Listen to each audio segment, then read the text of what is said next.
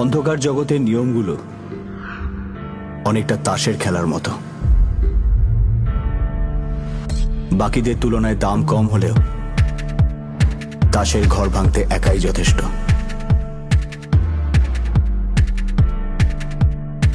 গোলাম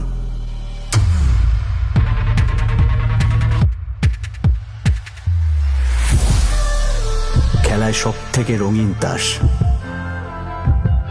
যে সঠিক চালে রং পাল্টাতেও পারে। রানী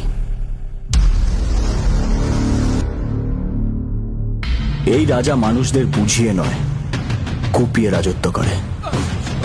বাদশাহ এবার পালা সব থেকে দামি তাসের, যার কাছে সবাই খোটা সিক্কা। এদের সবার বাপ টেক্কা।